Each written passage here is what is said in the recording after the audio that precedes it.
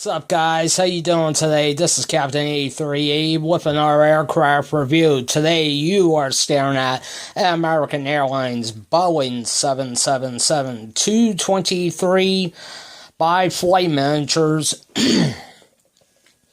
And this is my fourth 777 from American Airlines. In the livery, the customer code that American Airlines has with Boeing is 23.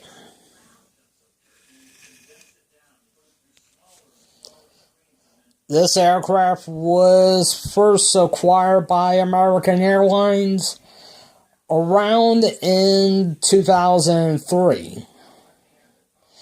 American Airlines is a member of One World.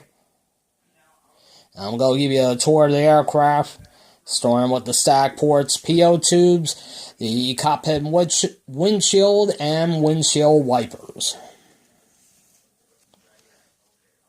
The L1 door,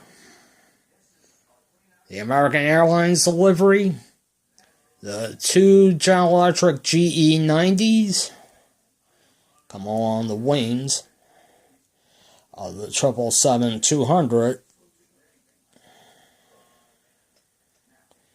Nice view of the 777. No registration on this aircraft. The old American Airlines livery. I'm gonna bring on to the APU. The tailplanes right there. I'm going to bring you on to the port and starboard side of the aircraft. The old American Airlines livery. Come on. The tail section of the 777. Very nicely done by flight managers. The two General Electric GE90s. The American Airlines tiles, the American Airline tile, the galley that you see right there, and the cockpit.